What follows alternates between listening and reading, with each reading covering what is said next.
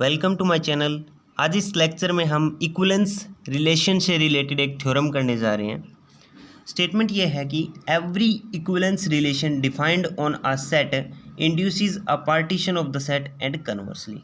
That means अगर कोई एक इक्विवेलेंस रिलेशन है वो किसी सेट पर डिफाइन कर रखा है तो वो इक्विवेलेंस रिलेशन है उस सेट का पार्टीशन कर देगा।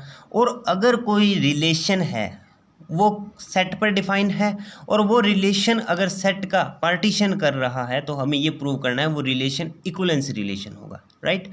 तो सबसे पहले हम लेके चलते हैं कि जो रिलेशन आर है वो इक्विवेलेंस रिलेशन है।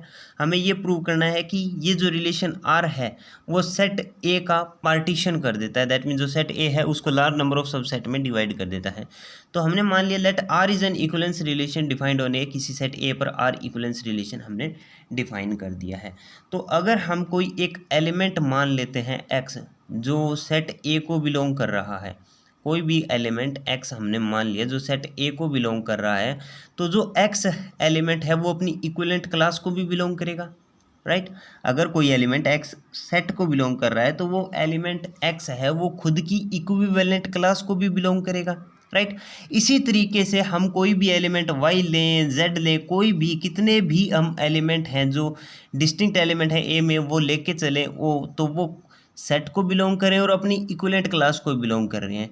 तो दैट मीन्स अगर जो उनकी इक्विवेलेंट क्लास हैं वो सभी इक्विवेलेंट क्लास अगर हम जोड़ दें, क्योंकि जो अलग अलग एलिमेंट्स हैं ये एक्स वाई जेड है तो इनकी इक्विवेलेंट क्लास होंगी वो भी अलग अलग आएंगी, राइट। तो उन सभी इक्विवेलेंट क्लास का अगर हम यूनियन कर दें तो पूरा सेट ही हमारे पास आएगा, राइट।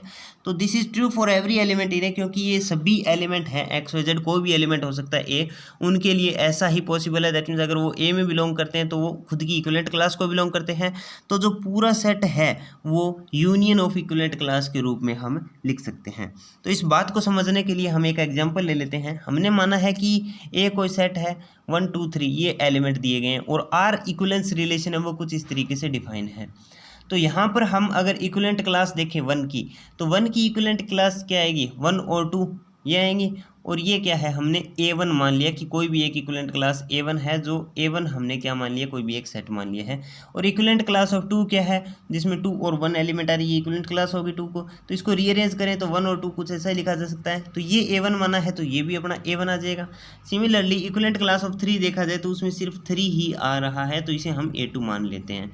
तो यहाँ पर देखा जाए तो ये जो सेट A है वो हम क्या लिख सकते हैं A1 प्लस में A2 कर देते हैं। A1 में क्या आ रहा है 1 और 2 आ रहे हैं और A2 में क्या आ रहा है 3 एलिमेंट है, तो इनका ऐड करेंगे तो जो नया सेट बनेगा उसमें कौन से एलिमेंट आएंगे 1 2 और 3, वो किसके इक्वल आ रहा है A के इक्वल आ रहा है। तो ये चीज़ हमने यहाँ पर लिखी है कि जो सेट A है अगर हम कोई भी एलिमेंट A में लिया, कोई भी एलिमेंट जैसे 1 ले लिया जो A का है तो वो खुद की इक्विवेलेंट क्लास को बिलोंग कर रहा है, वो खुद की इक्विवेलेंट क्लास को बिलोंग कर रहा है। तो जो सेट ए है ये जो सेट ए था ये इन सभी इक्विवेलेंट क्लास के सम के इक्वली लिखा है, तो ये जो सेट है वो इन सभी इक्विवेलेंट क्लास के सम के इक्वल हमें लिखा है। ये एग्जाम्पल से आप समझ सकते हो, राइट। अब नेक्स्ट चीज़ एक चीज़ और समझ लेते हैं कि अगर ए कोई सेट है, ए कोई भी सेट है और ए आई और ए जे कोई भी दो इक्विवेलेंट क्लास मान ली, जैसे A1 और A2 यहाँ पर कोई भी दो इक्विवेलेंट क्लास थी, उसी तरीके से AI और AJ हमने कोई भी दो इक्विवेलेंट क्लास मान ली।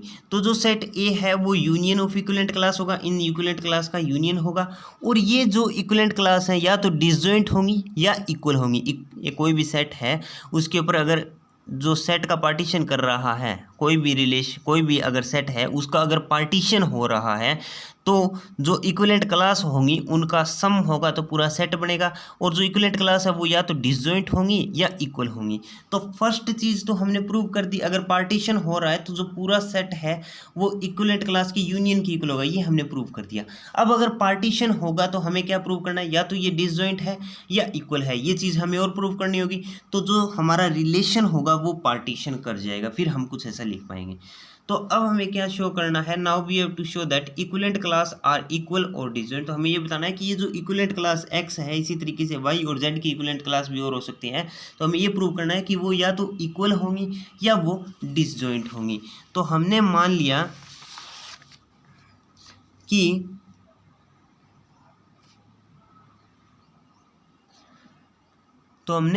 कि कोई भी एक, तो दो इक्विवेलेंट क्लास है वो या तो इक्वल होंगी या वो डिसजॉइंट होंगे, दैट मीन्स उसमें कुछ भी कॉमन नहीं आएगा, तो कुछ ऐसा हमें प्रूव करना है। तो हम मान लेते हैं कि कोई भी एक एलिमेंट एस है जो इक्विवेलेंट क्लास ऑफ एक्स और इक्विवेलेंट क्लास ऑफ वाई में आ रहा है, दैट मीन्स वो डिसजॉइंट नहीं है, कुछ ऐसा हमने मान लिया।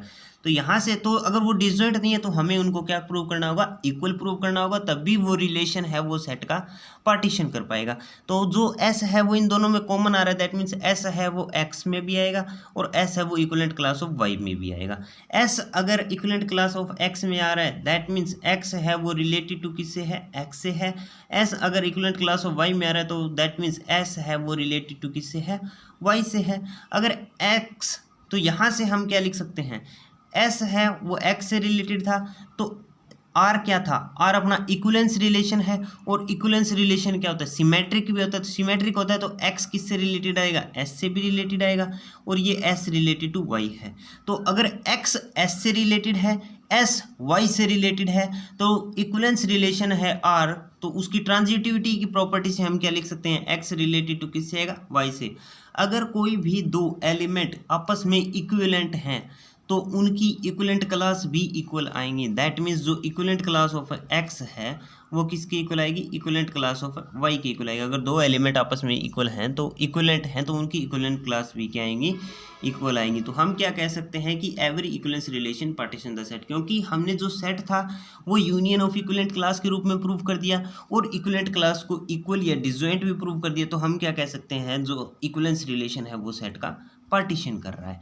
अब हम क्या करेंगे, इसकी रिवर्स प्रोसेस लेके चलेंगे। तो हम ये मानेंगे कि जो रिलेशन है वो सेट का पार्टीशन कर रहा है, और हम ये प्रूव कर देंगे कि वो रिलेशन है वो क्या है, इक्विवेलेंस रिलेशन है। ये चीज़ हम प्रूव कर देंगे, राइट। तो हम लेके चलते हैं, let equivalent class of x is a partition of A. जो सेट ए है उसको हमने पार्टीशन कर दिया, राइट। तो कोई भी एक इक्विवेलेंट क्लास एक्स है मान ली जो इस पार्टीशन को बिलोंग कर रही है, राइट।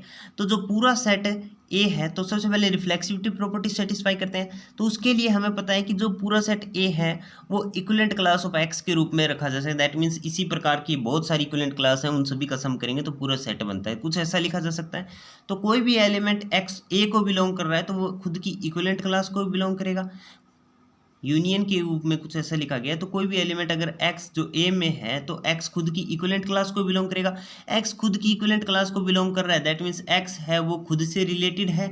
तो हमने क्या प्रूव कर दिया, x is related to x, that means x क्या आ गया अपना, ये जो r रिलेशन है वो रिफ्लेक्सिव आ गया। अब हम प्रूव करते हैं सिमेट्री।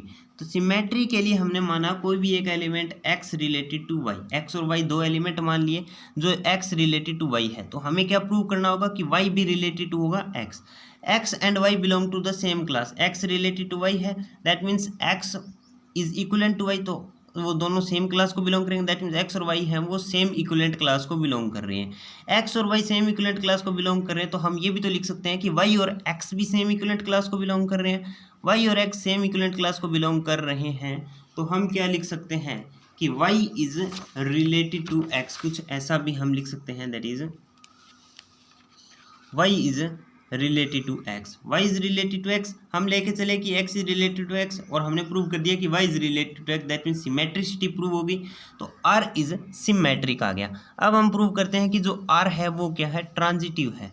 ट्रांजिटिविटी के लिए हमने माना कि x is related to y and y is related to z। x जब y को रिलेट कर रहा है दैट मीन्स x और y सेम इक्विवेलेंट क्लास को बिलोंग कर रहे हैं, जो इक्विवेलेंट क्लास ऑफ x हमने मान ली है। y related to z that means y और z है वो सेम इक्विवेलेंट क्लास को बिलोंग करें जो कि इक्विवेलेंट क्लास ऑफ z है, कुछ ऐसा हमने मान लिया है। तो हमें पता है कि अगर जो रिलेशन है वो सेट का पार्टीशन कर रहा है, रिलेशन है वो सेट का पार्टीशन कर रहा है, तो अगर पार्टीशन हो रहा है तो जो इक्विवेलेंट क्लास है या तो वो इक्वल आएंगी या वो क्या आएंगी, डिसजॉइंट आएंगी, दैट मीन्स उनमें से कुछ भी कॉमन नहीं आएगा। तो इन दोनों में अगर देखा जाए जो इक्विवेलेंट क्लास ऑफ एक्स है और इक्विवेलेंट क्लास ऑफ जेड है तो वाई इसमें भी आ रहा है और वाई इसमें भी आ रहा है, दैट मीन्स वाई है वो इन दोनों को बिलोंग कर रहा है। अगर इन दोनों में से वाई कोई भी एलिमेंट कॉमन आ रहा है तो हम क्या लिख सकते हैं, इक्विवेलेंट क्लास ऑफ एक्स किसकी आ रही है, इक्विवेलेंट क्लास ऑफ जेड के इक्वल आ रही है। अगर इक्विवेलेंट क्लास ऑफ एक्स और equivalent class of z equal आ रहे हैं that means x and z belong to the same class, x और जेड सेम इक्विवेलेंट क्लास को बिलोंग करेंगे तो x is related to Z. तो हम लेके चले कि एक्स रिलेटेड टू वाई है, वाई रिलेटेड टू जेड है, और हमने प्रूव कर दिया कि X is related to Z. तो हम क्या कह सकते हैं, जो रिलेशन आर है वो क्या है, एक इक्विवेलेंस रिलेशन है। Thank you.